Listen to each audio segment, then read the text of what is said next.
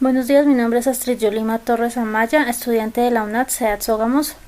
El presente trabajo va a tratar temas acerca de los modelos de evaluación psicológica para el curso Psicodiagnosis de las funciones cognitivas.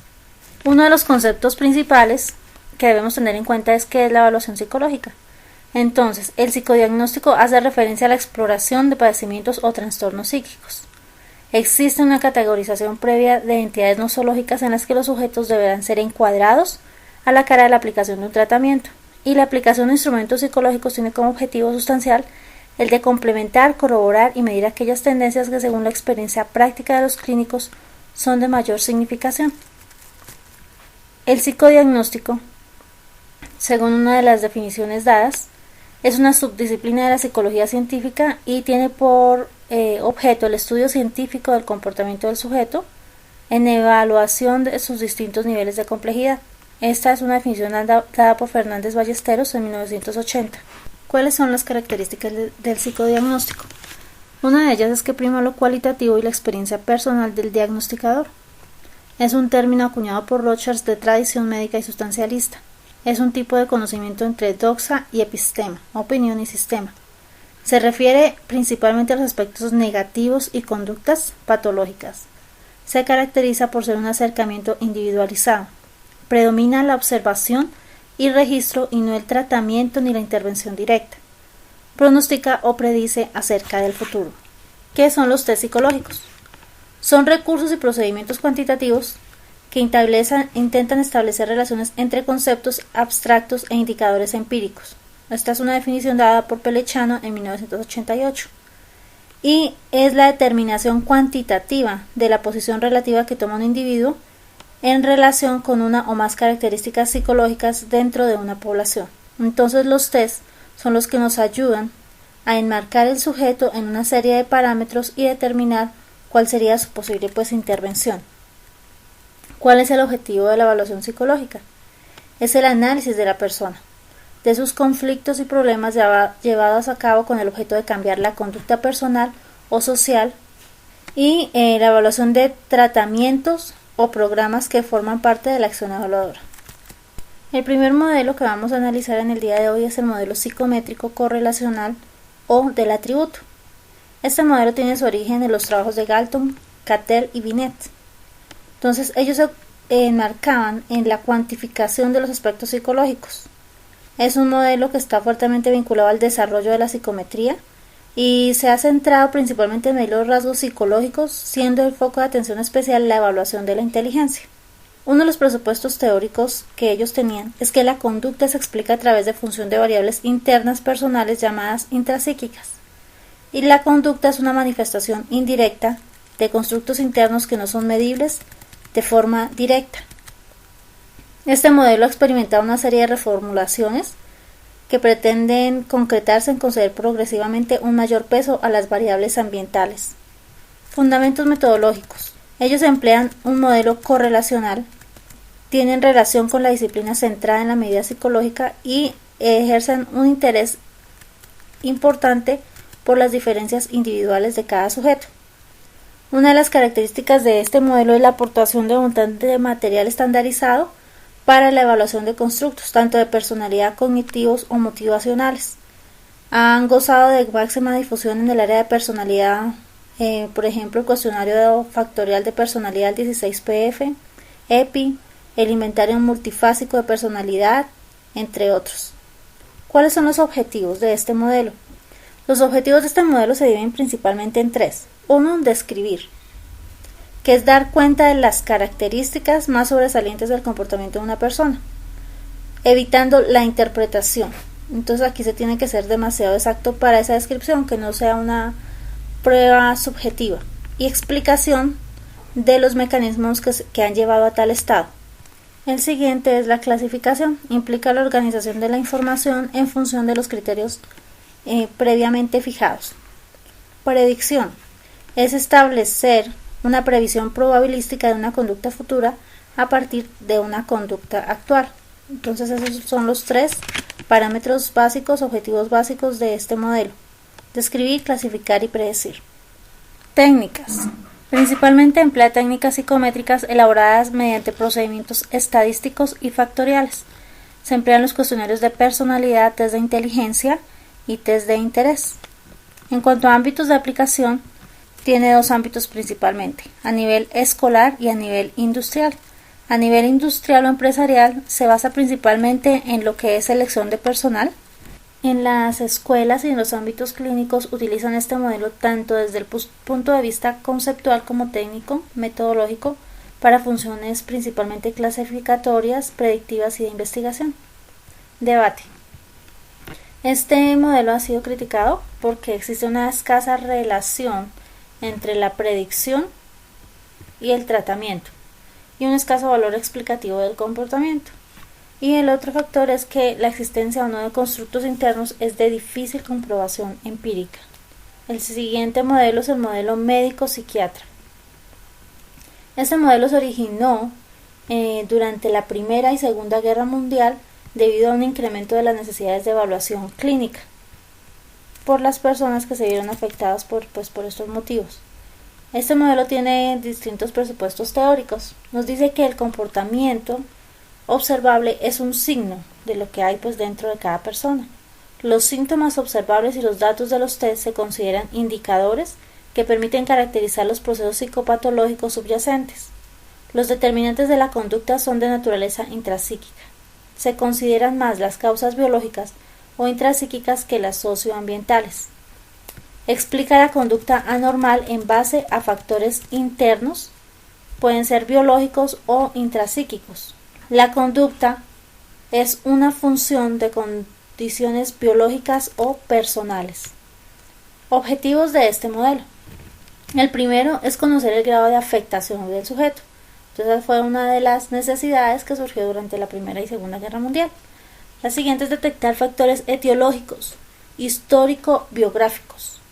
La siguiente es diferenciar trastornos orgánicos y funcionales, determinar el curso que ha seguido el proceso psicopatológico y finalmente realizar una intervención. Metodología. La metodología que se emplea principalmente es la de los tests. Se pretende conocer la posición que tiene un sujeto respecto a un grupo de referencia normativa. Los métodos y las técnicas de evaluación utilizadas son múltiples. Se pueden emplear observaciones, pruebas psicométricas, técnicas proyectivas y pruebas subjetivas, en base a cuyos datos se realiza el diagnóstico diferencial. Ámbitos de aplicación. Entonces, el principal ámbito fue a nivel clínico. El siguiente modelo es el modelo psicoanalítico. Tiene su origen en los presupuestos sustentados por Freud sobre la personalidad y en el campo de la psicología en los trabajos pioneros de Charcot y Janet. Este enfoque surge en un momento en el que el auge se centraba en el descubrimiento de las causas orgánicas de las enfermedades mentales. La innovación de Freud consistió en defender que otras fuentes psíquicas, emocionales y afectivas provenientes del propio individuo eran los fenómenos causales de las enfermedades mentales. Los presupuestos teóricos de este modelo nos dicen que la conducta es considerada como síntoma y es una manifestación externa de un conflicto intrapsíquico. El conflicto intrapsíquico se origina en la lucha entre los impulsos inconscientes y los deseos conscientes, y el desarrollo de la personalidad es visto desde un enfoque evolutivo, o sea que está en constante cambio. La última es que el comportamiento puede ser explicado en base a una serie de construcciones teóricas internas que conforman la estructura de la personalidad. Objetos de estudio. El análisis de la estructura intrapsíquica de la persona. Objetivos. Los procesos y contenidos inconscientes. La descripción de la estructura psíquica en particular del yo. Y el tercero es la valoración de la accesibilidad del sujeto al tratamiento psicoanalítico. Aspectos metodológicos de este modelo. Basan sus supuestos teóricos en el método clínico a partir de observaciones cualitativas. Emplea un método inductivo ya que a partir de esas observaciones clínicas se infieren los demás elementos estructurales que dan cuerpo a la conducta. La evaluación es ideográfica.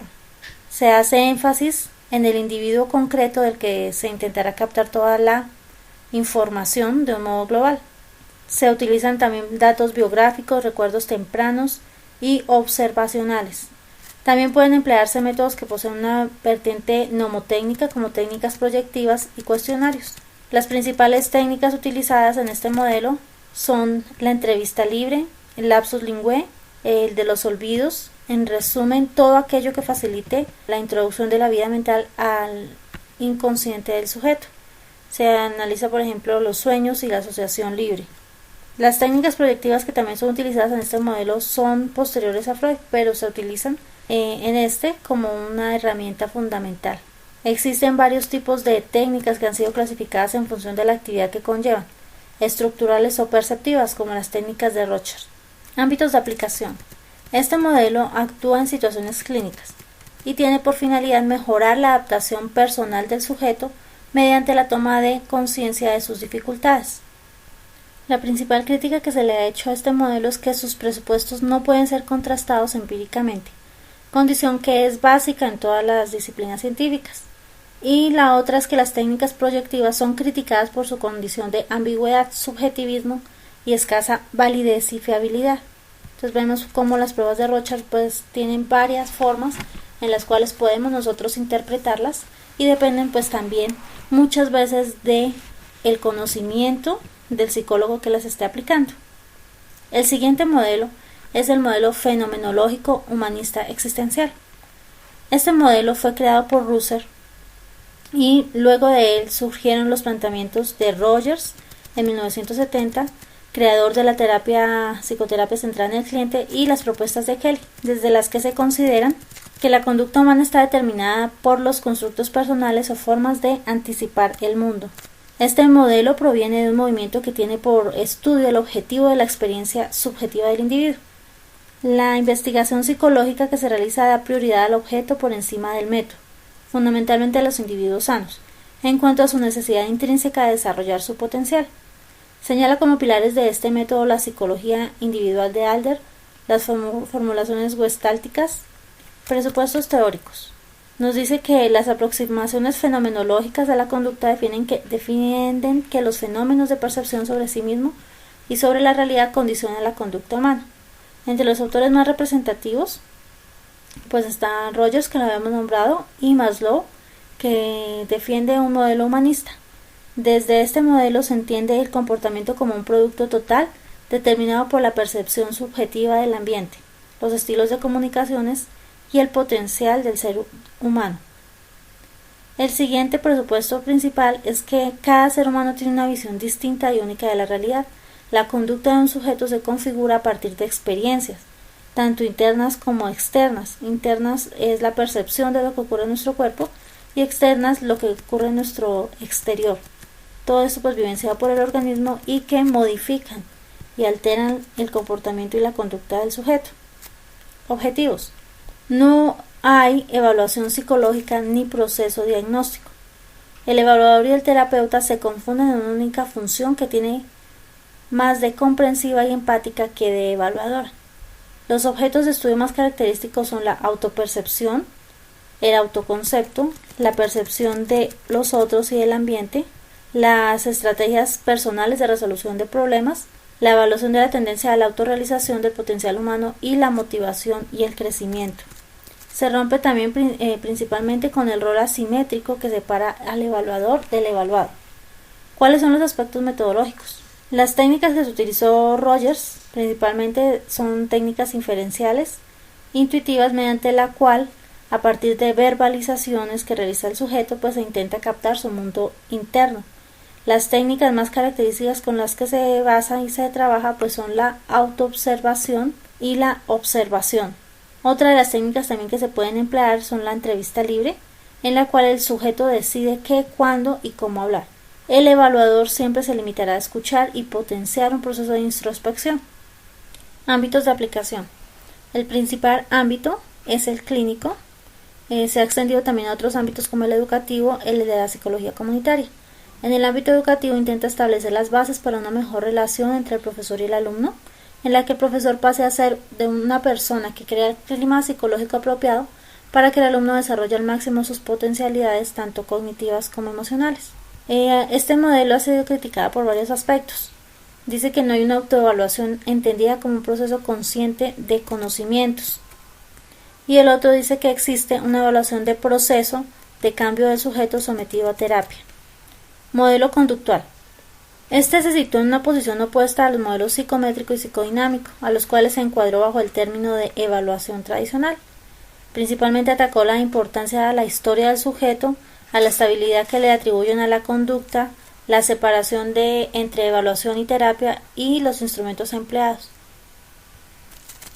El enfoque conductual surgió del análisis experimental de la conducta con el objetivo de aplicar la evaluación psicológica a los avances teórico-prácticos que se habían logrado en el laboratorio en cuanto a análisis y control de la conducta. La teoría conductista es una teoría compleja que ha ido teniendo cambios a nivel histórico y ha pasado a una concepción radical de la que tenía la conducta como foco de interés prioritario a la inclusión de variables mediacionales entre el estímulo y la respuesta y a nivel de tipo cognitivo. Aspectos metodológicos. En este modelo la observación tiene una característica bastante notable en la cuantificación de los datos, como primer paso hacia la identificación de las condiciones que provocan o mantienen la conducta.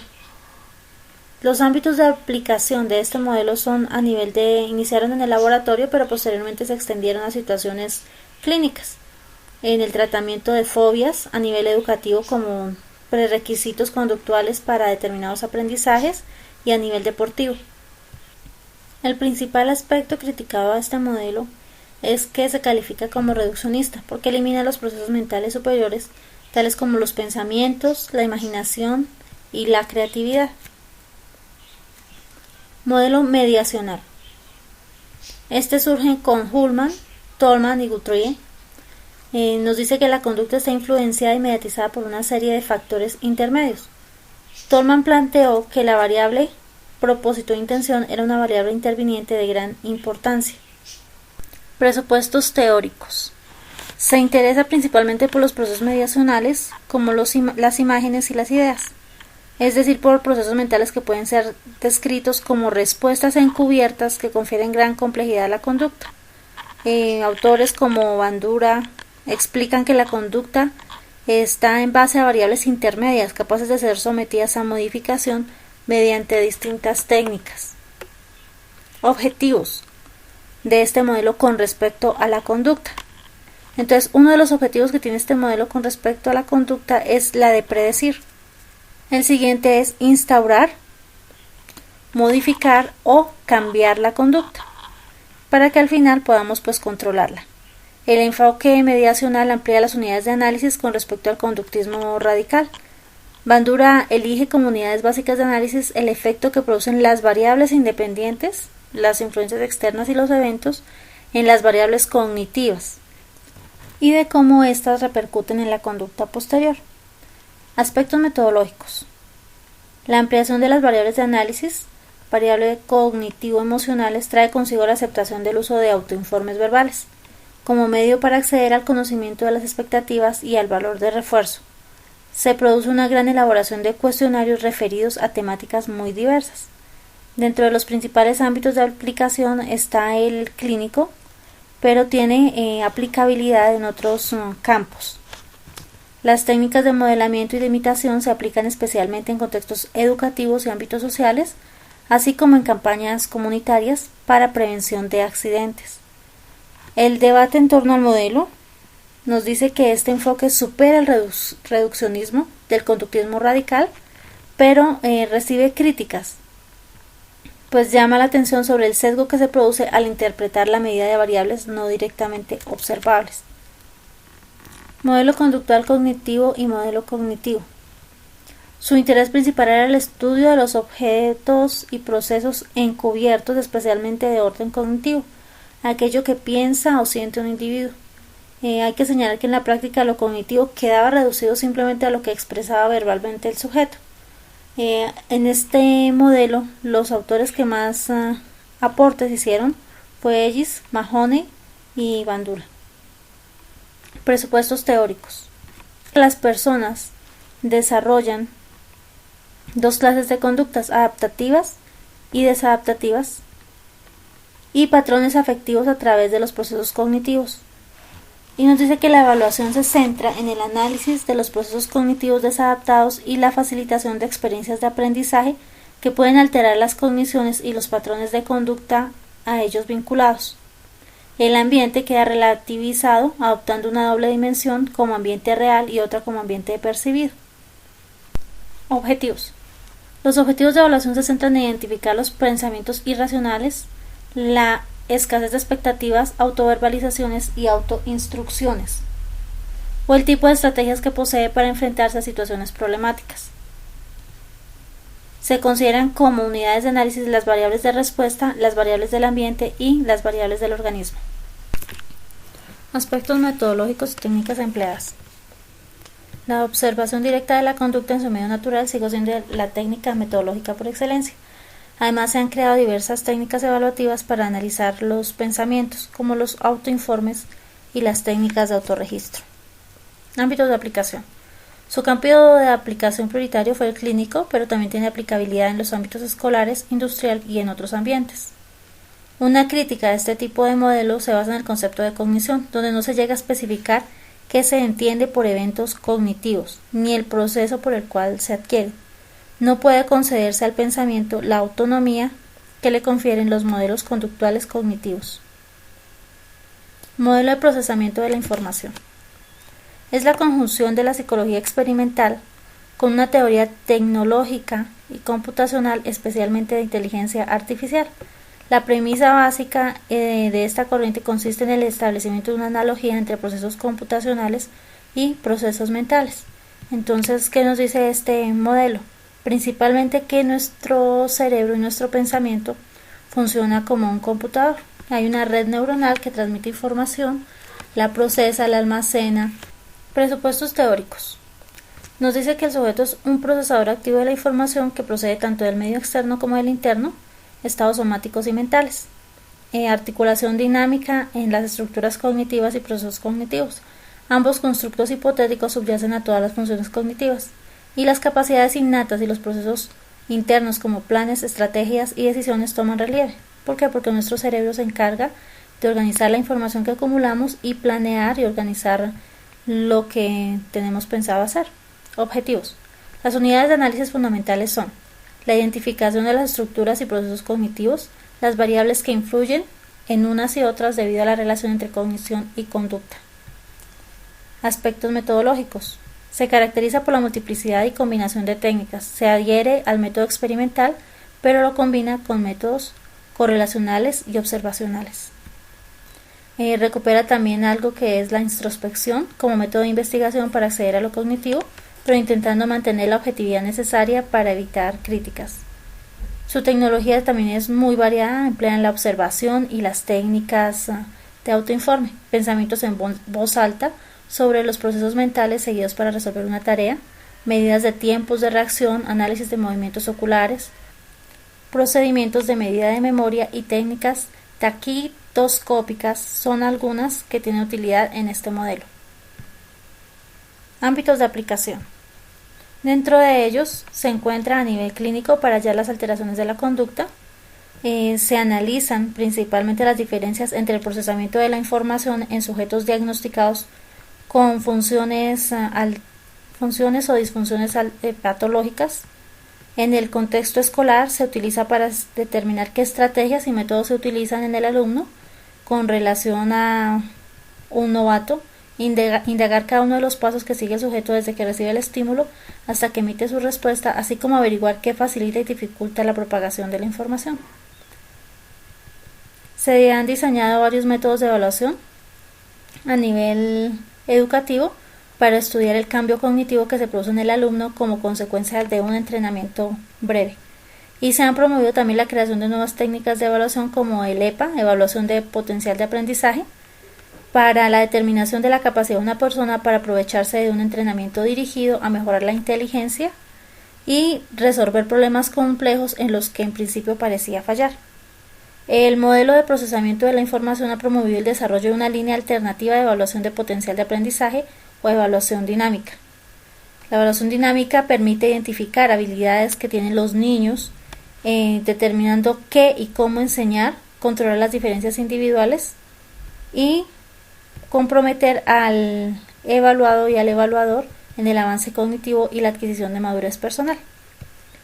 Debate en torno al modelo. Nos habla principalmente que la inteligencia de los sistemas biológicos representa un orden de complejidad mucho más grande. Existe también una dificultad de evaluar muchos de los procesos de una tarea y no hay un marco teórico unificado que agrupe la enorme cantidad de datos dispersos. También se ha nombrado que tiene dificultad en la falta de validez ecológica de algunas de las investigaciones. Estos fueron los principales modelos dados a conocer en el día de hoy. Espero que la presentación haya sido del agrado de todos y que se pueda cumplir con los objetivos requeridos para el presente trabajo. Gracias.